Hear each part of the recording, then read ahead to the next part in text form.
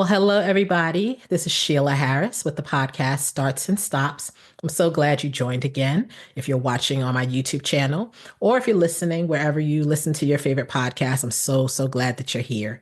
So today we have a very special topic and we have a guest. So I'm so excited whenever we have guests. Um, so I wanted to use a different type of topic today, even though this is starts and stops. This topic is definitely something that I feel that we all can relate to in terms of, making sure that, we continue to go on after a stop that happens in our life. One of those stops, unfortunately, is grief. And when you're dealing with grief, there's so many different layers to it. And as I bring this person on, you'll see why I wanted to delve on the topic. And then we'll talk about the different facets of grief and why I wanted this to be shared with our audience. So without further ado, I'm going to read her bio first.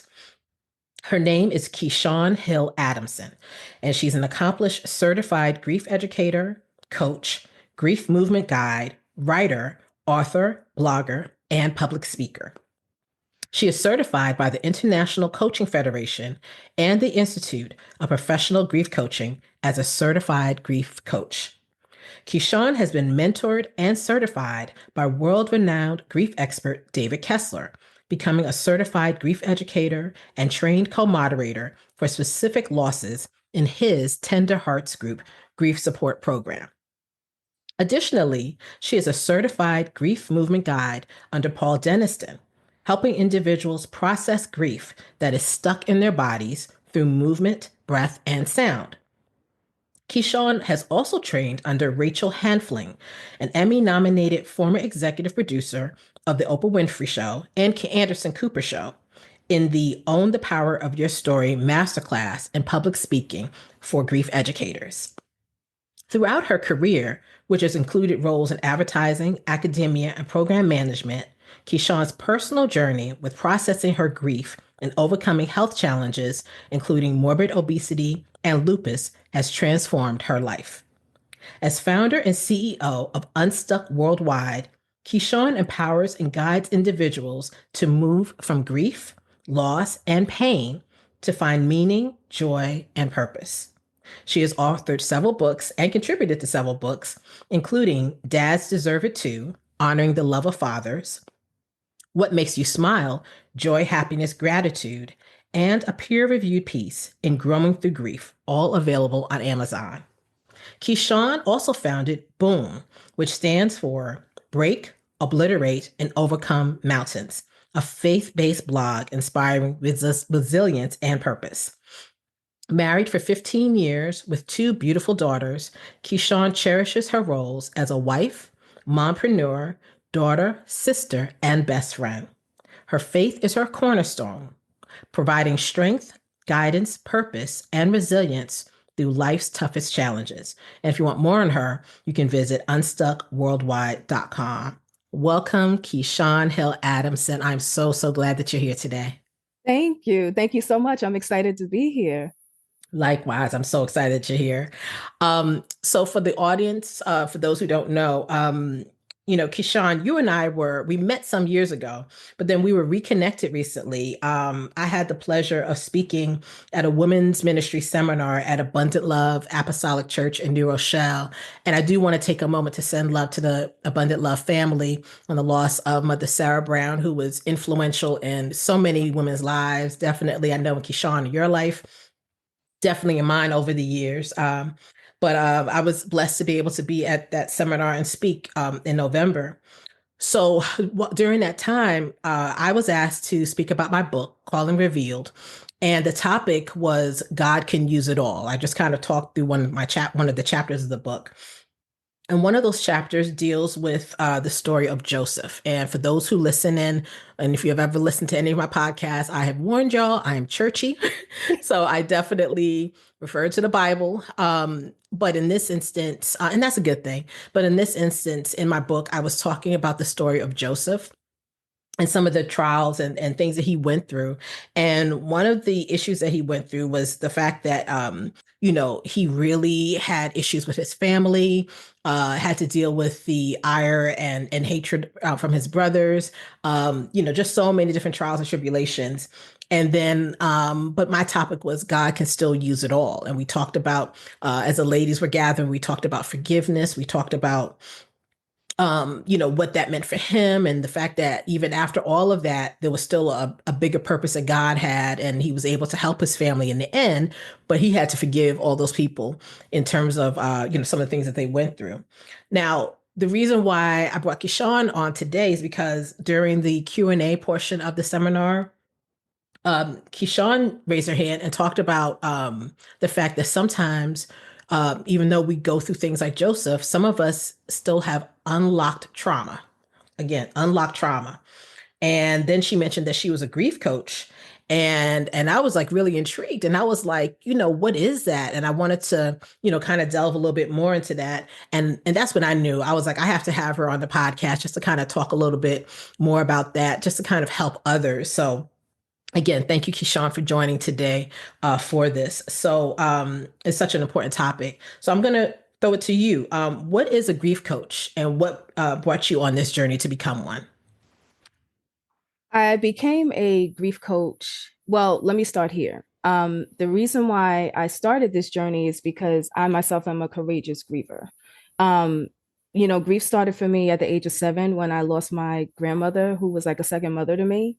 And when she passed away, she was the matriarch of the family. She was everyone's best friend. That was my best friend, everyone's best friend. And when she passed away, it threw my family all for a loop. It was beyond devastating and traumatic at that young age. And then thereafter, there were not just the loss of her, but then there was a tremendous amount of secondary losses that I had to get accustomed to. Loss of family, just loss of routine, just everything that you can think that can be disruptive for a kid, it was.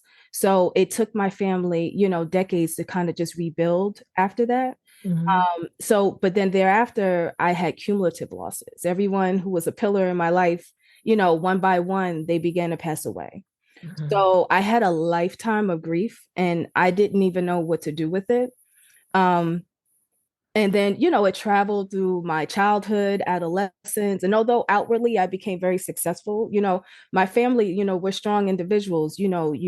Most people that's like, time will heal it. You kind of do what you have to do, you get through the moment, and then you forge forward. And that's what I did. And I was end up being really successful in my career and my education.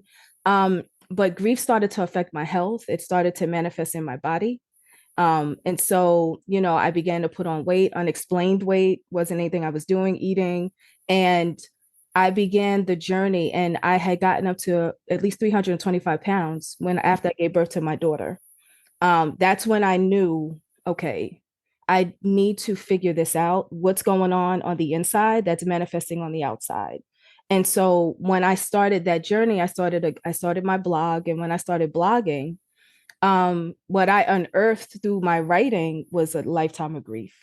And I didn't even know I was grieving because on the outside, I did what I was supposed to do. My family was well, but on the inside, I was dying and I didn't know I was dying. And the weight and the sickness and all those things indicated to me there was something wrong. So from that point forward, I got into therapy to really, delve into what it was. And again, it was the grief and I began to feel hungry and thirsty to be able to understand grief. And I started studying, and one thing led to another. So what I discovered in my research, there was a grief coach program. And so I'm like, grief coach. I didn't know there was such a thing called grief work. Again, there's a lot of myths about grief. Time will heal it, it'll get better. Um, like there's nothing we can do about it. And what I discovered is there are things we can do about it and we have to work through it. So a grief coach is someone who really holds your hand and helps you to understand grief, navigate grief, helps you to navigate the rocky terrain of it, the mhm, unpredictability of it. and help you to move forward, excuse me, to help you move forward in it, to be able to find purpose in the pain, to take small, attainable steps to moving through it, not avoiding it, but how to move through it. So they kind of hold your hand in that process. Ooh, this is a lot to unpack, right? There were so many real nuggets of truth that you just said. The fact that you didn't even know, you didn't realize you were holding the grief, the compacted losses, which a lot of us have gone through. I definitely remember that in my own life where we had in our family a lot of death, and it was just really impactful. But then, again, making sure you address it. I love how you said that, when you found the grief coaching program, you didn't even know it was a thing, but something drew you to it.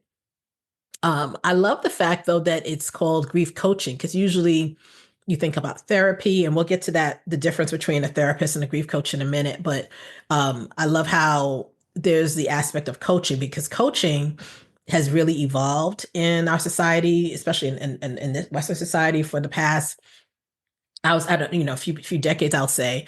Talk about how a grief coach, how the coaching aspect can be a benefit to somebody who has gone through a devastating loss, like that whole aspect of being a coach. Like, what's the difference?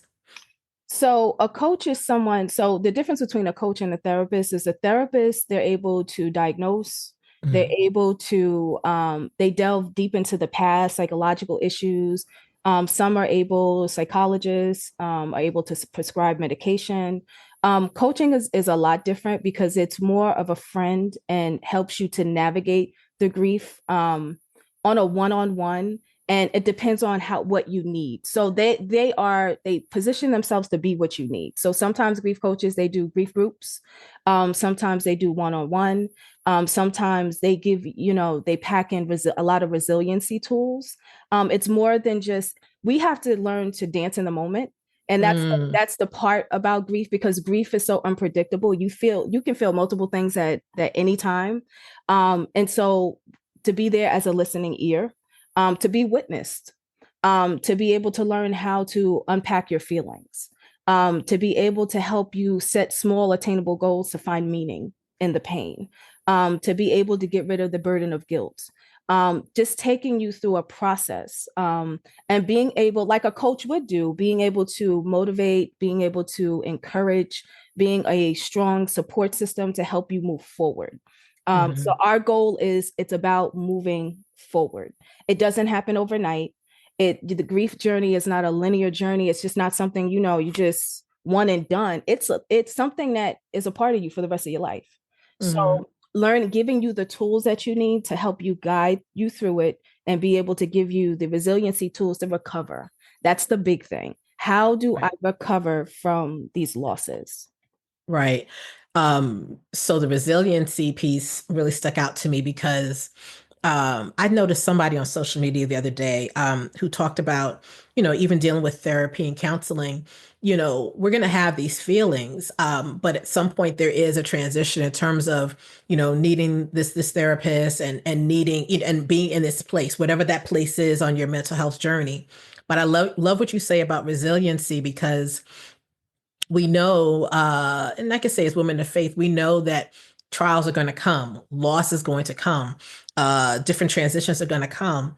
So now we have to think about, how do we deal with it, and how do we remain resilient through that grief and through that process? Can you talk a little bit about that? Because sometimes we may not feel we're resilient, or we don't even know how to get there. We're just caught in those tears, and we're caught in the feelings and the trauma and everything else.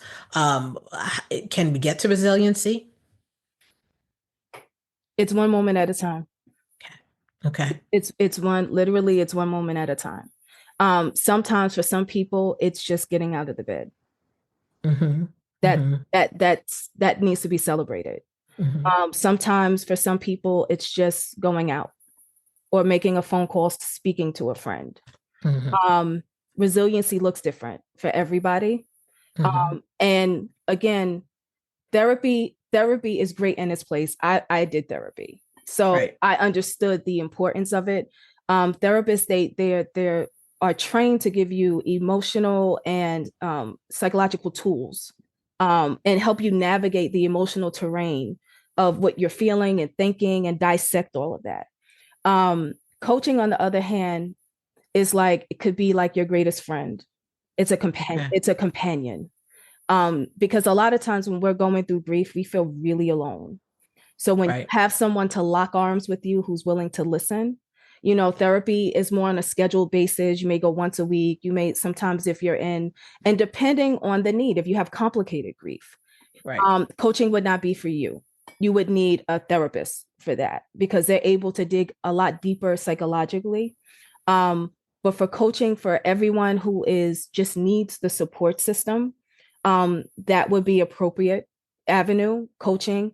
There's grief coaching, and you're able to get tools and get the support system, but also to be in grief group support, you need to be able to listen to others and be able to um, receive, listen, and be totally present. So there are different ways we can get resiliency tools. It depends on where you are. But definitely, with grief coaching, it's packed with tools, depending on how Right. the grief coach is set up. I know for me, my mission is to help the brokenhearted to heal and recover. Hmm. It's a lifelong journey. So resiliency looks different for different people, but it is something that through work, and that's what they call grief work. Yes. That's a thing. I didn't know it was a thing that you actually have to work through. And that's not just with grief, that's with trauma, that's with Yes. any type of loss, any type of heartbreak. You need to process it. And a lot of times we're just too busy. For a lot of professional people or just moms, dads, just whatever you find yourself doing in life that keeps you busy, we don't have time. Right. And so we don't know, and a lot of times we just kind of shrug it off, shrug it off, shrug it off, which is the story of my life. And it got to a point where it's like, okay, no, no, no, no, no. You can't shrug off anymore. I have showed up now. Your body Right. will tell it's on itself. Like, no, you're burying some stuff, you need to deal. And it'll come up. Your body has its own natural wisdoms. It'll tell you what you need exactly when you need it. And it doesn't care what you're doing. Can you give an example of when your body will tell you?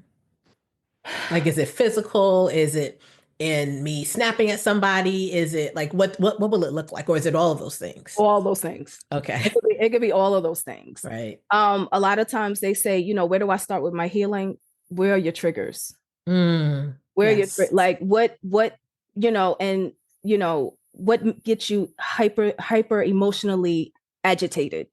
What are those things that happen that just poke Push it, those buttons. that push Right. those buttons? That's how Right. you can really figure out, like,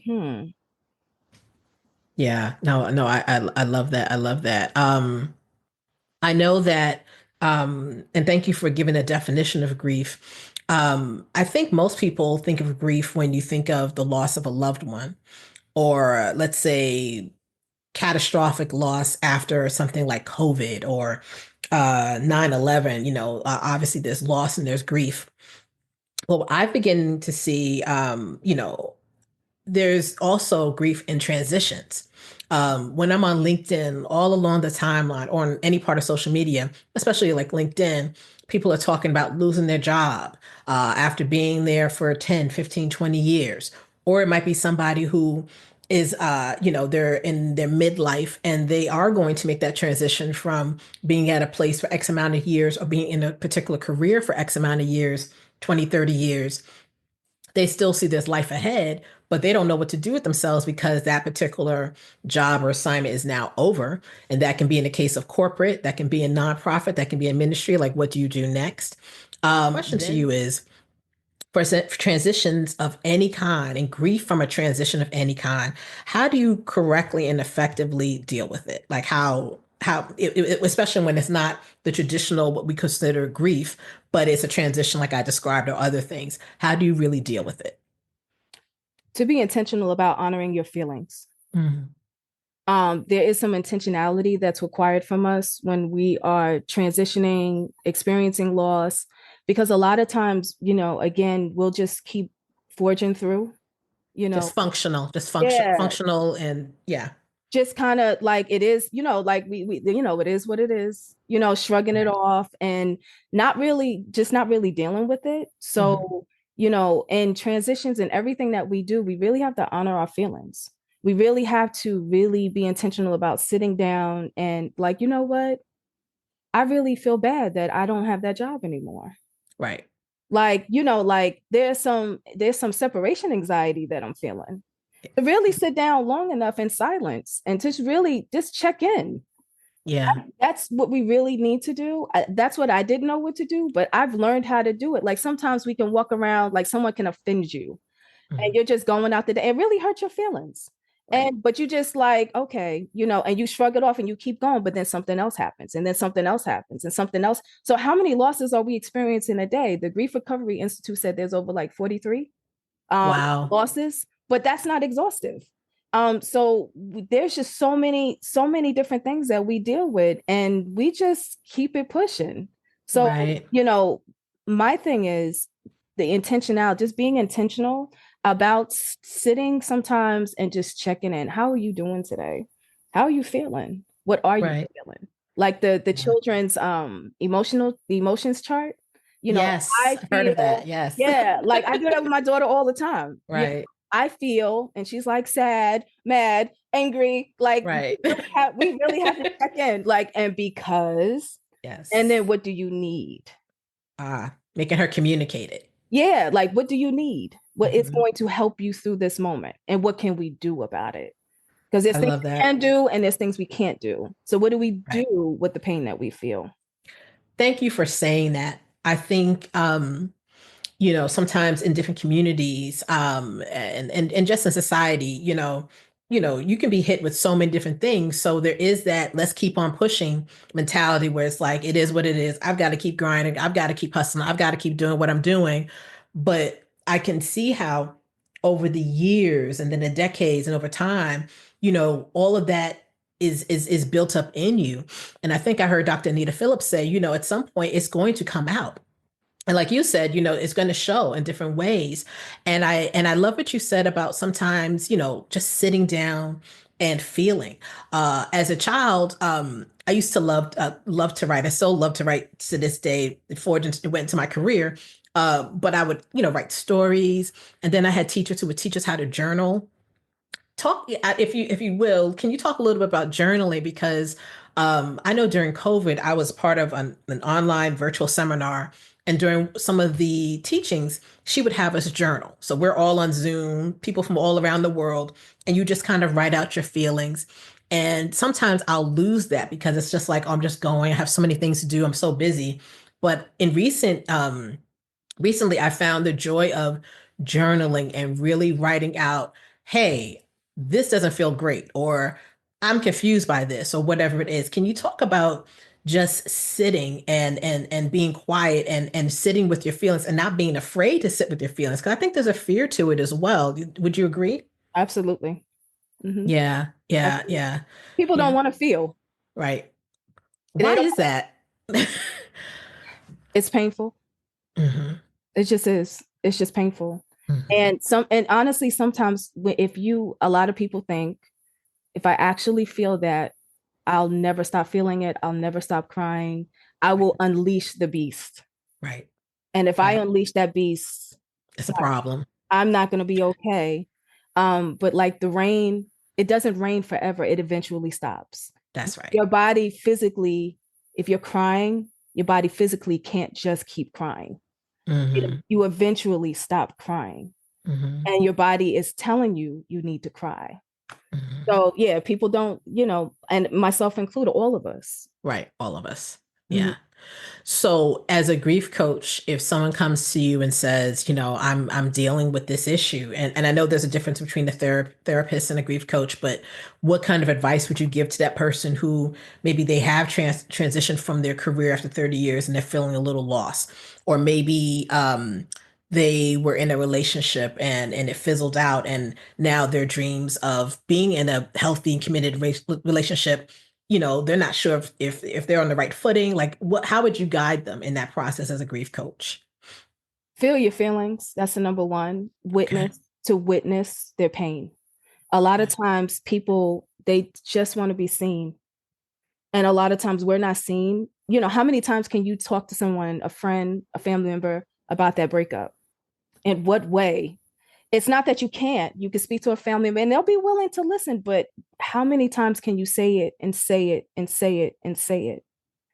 In therapy and in grief coaching, you get to say it and say it and say it and say it. You get to have your pain witnessed. Hmm. Another thing is to honor your feelings, to be able to really sit and just process what it is that you're going through. To be, again, come up with, what do I do now? But there are stages to that. And Right. sometimes you're not quite ready to like move on. You need to just sit with the moment. And grieve what just happened. A lot of times we don't grieve. We'll move on to the next thing and think that we've closed the chapter. I remember I moved and it was at my childhood home. And Hmm. we moved into a bigger place in my apartment complex. But, you know, I was so excited to move that we packed up our stuff and just left. But then when I got into this place, I was just super sad. I was Right. super sad. And Right. I felt like I wasn't settled. So I asked the super of the building and I said, can I go back to the apartment? Nice. And I just went and I spent the entire day in the apartment because it was a place that was the only place I had ever known. I Right. sat and I journaled and I cried and I had to make peace with what wasn't going to be anymore because I was Right. leaving the place where all of my memories were. Right. And I was never going to be able to go back there again. Right. And I had to have closure to that. So a lot of times being able to have closure, the Yes. thing. And so we can't really just like full speed ahead and just move on to things. You need to really sit and just process and delve into your feelings and try to find closure. And that doesn't happen overnight. That's So right. so to be able to, that's where I would start. Let's start here. Recently that sometimes, at least in school, like that when you go from I'm probably dating myself, but when you go from, to first grade to, to sixth grade, you're going to graduate to junior high school. Then from junior high school so from seventh to ninth, that's what we did. You're going to graduate to high school. Then from 10th to 12th, I graduated to college. And then I remember for my college graduation, I always say my alma mater, Fordham University, the Lincoln Center campus, was a place I needed to be. And those 4 years, when it came to the culmination of it, I was feeling a little sad inside. And I don't even think I told my friends because I had such a great time there. And I was, at that moment, I was like, wow, this is it. And I knew that I had to go ahead and move into the working world. And I'm thankful for that. But at least with a graduation ceremony, you put on your cap and gown, you hear the music, you hug your friends, and you move on. But life isn't like that all the time. Mhm. If someone dies, or if you break up with your boyfriend, or if you are there's a transition in a relationship, or if you do have to move to another job, or, your team got laid off and you're the only one there, or vice versa, there's not a ceremony. And if you almost feel like there's not a chance to say goodbye. And if you don't address the fact that you grieved it, I hear what you're saying. You have to address it because it will come out in other ways. Mhm. Do you agree? Yeah, absolutely. Yeah. Absolutely. Yeah. Yeah. I mean, things are just so abrupt in life. Yes. We Yes. don't, there is no, like, hey, this is getting ready to happen. It just happens. Right. And it's disbelief, it's shock, it's the state, all the stages of grief that you go Right. through. And so it requires us to just be in the moment with it, Hmm. just to be Hmm. in the moment. And sometimes, I know you mentioned crying for days. Sometimes it is crying for days. True. Sometimes it's crying for weeks. Sometimes it's Yes. crying for months. Hmm. Um, and just being able to allow yourself the freedom to just grieve. And I think, society puts a lot of pressure on us that we just have to be okay. And after a loss, sometimes we're just not okay. Hmm. We're not okay. There is a separation anxiety. I remember when I was working for a place for over 5 years, and once I, there was recession happened and lost all the grants, everything happened, and they shut down a big portion of the departments. And I remember, when I got the job, I was in charge of everything there, and I took ownership of that. And Right. then when it was time to leave, I was happy to leave, Right. because I was moving on to the next phase in my life. But I remember walking through the office and having to detach myself now Mm.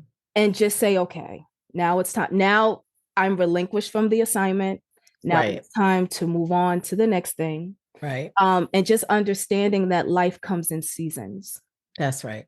Um, That's right. and and that's how I have to explain it to my daughter, that we have to let go of the old to bring forth the new. And Right. that is the most painful thing in death, in loss, in life, just being able to let go. There's power in letting go, Right. but it doesn't happen overnight. Our heart Right. needs to make space for that. Hmm. We really have to make space and really grieve, and then so we can let go. But that's a process. Right. Right. And I know you mentioned the journaling, so I wanted to Please. follow back up on that. Um, Journaling is a powerful tool because it really gives your feelings a home. It gets it up out of your heart, it gets it up out of your head, and it allows it to find a home on a page. It helps you to make sense of things when you don't even know what you're thinking, you don't even know what you're feeling, you don't even know what to say. Hmm. And so I teach my daughters, get your feelings out. Right. Whether you're writing to for yourself, you're writing to God, you're writing to Right. whatever, but you find answers sometimes. You stumble upon answers. It could be a very divine moment, a very Yes. supernatural, Absolutely. yeah, supernatural moment where you unearth and kind of process all the things that you're feeling. So I'm intentional about, I didn't always do it every night. I didn't always journal every night, but then I started to, because that's some of my resiliency tools that I need for me. Right. I need to get things out off of my chest, and I Yes. need to talk. And that's my talking on a page. So Mm. No, thank you for that. I know I love that. Like I said, I recently started doing it again. And what I love about it is there's no judgment because you, as you said, we have a right to our feelings. We have a right to how we feel. We have a right to being angry. We have a right to being confused. Like, I don't understand why this happened. You have a right to just say, how do I want my life to be moving forward? Journaling allows that. And again, if you're a person of faith, for me, it's like I'm writing to the Lord, and I'm able to say, this is how I'm feeling, and it's freeing. And we know we can go to him in prayer with all of our heart, so it allows me to kind of like put prayer on a page. mm-hmm, So I definitely enjoy that. mm-hmm. We're almost at the end. I do want to ask, do you think that there's a time limit or a shelf life on grief? Like, if you remember when we were at the seminar back in November, there was someone who had talked about a traumatic issue she was dealing with a family member for years. Is there ever is can you hold on to something too long? Is there a time limit to your grief? It's at some point, like, is it? So for grief and loss, the one thing I've learned about grief is as it regards to death, there is no time limit. Right. Grief is the greatest expression of love. That's right. And you grieve because you love. That's right. So a lot of people ask, how long will I grieve? Well, how long are they going to be gone? Right. And how long are you going to be alive? That's right. You'll grieve until the day you die. That's Um, right. and so it's what you do with it. You allow Hmm. it, you give it space, Hmm. and you can honor your loved one through your grief. So Right. you can find meaning in it. So in regards to death and loss, there is no timeline. Now, as far as trauma is concerned, things take time. Right. You have to work through it though. It's not going to go anywhere unless you work through it. So whether that's therapy, whether that's coaching, for deeper psychological issues, again, I am a big advocate of therapy. And for those who need guidance, support, assistance with navigating where they are now and moving forward. That's where that's great for a grief coach, because it helps keep you accountable to moving forward. Um, but some people, they do both.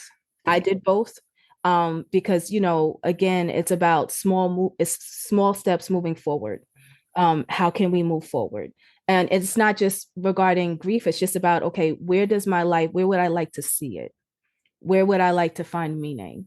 Like, who am I becoming in this process with my grief? And you find how to hold both. That you can live fully and grieve fully at the same time. Mm-hmm. And remember them with more love than pain. Wow. I love that. I definitely love that. Excellent, excellent.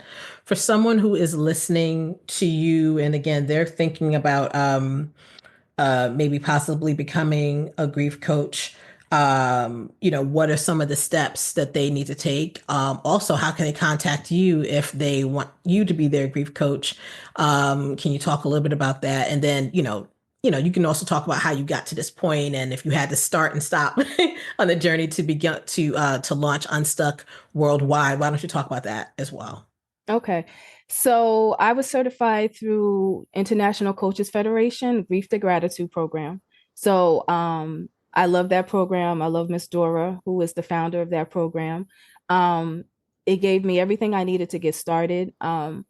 After that, I still had that hunger to go further. So I hooked up with David Kessler and Hmm. became a part of his team and really, really delved deeper into the education, which is also, and in becoming a coach, becoming an educator, grief movement guide, all the many hats that I wear, it was for me first.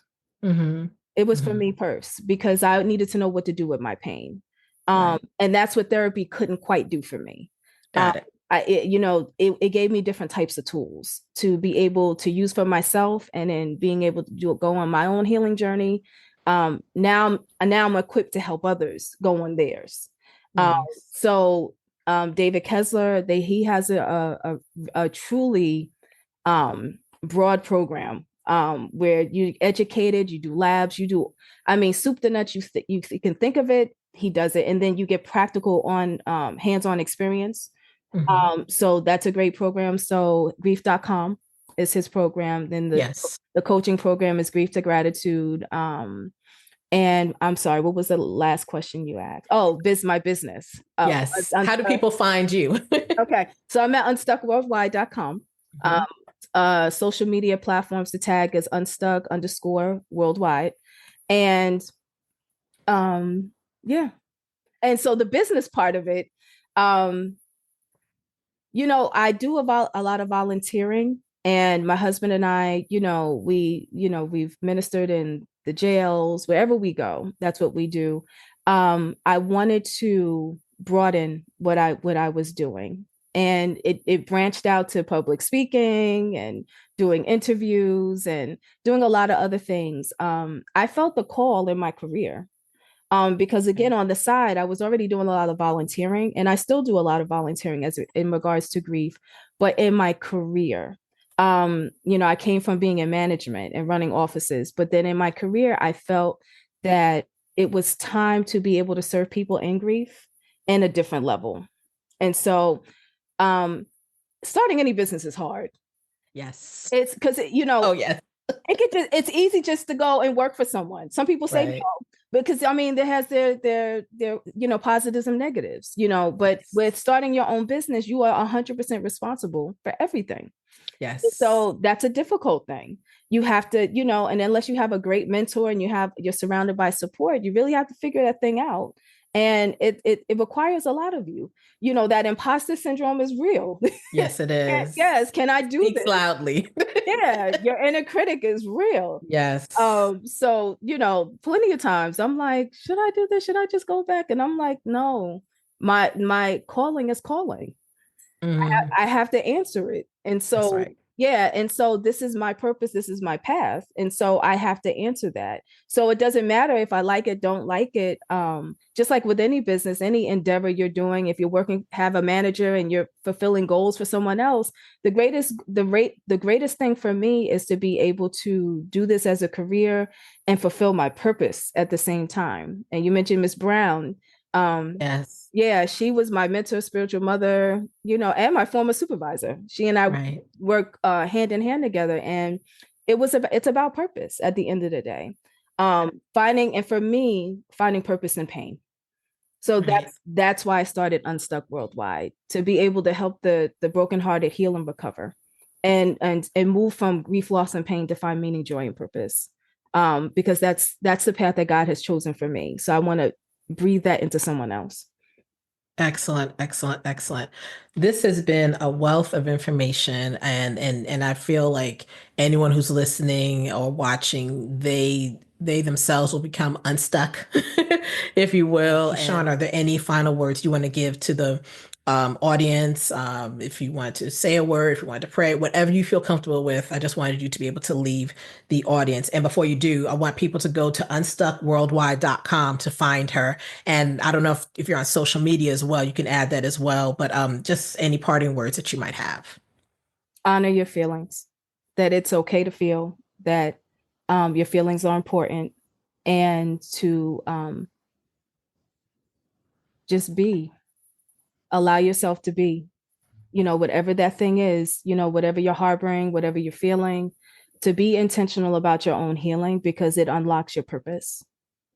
There's we stuff and we just move about the cabin, and we're on social media showing our best life, and it's okay to be angry. It's okay to be hurting. It's okay.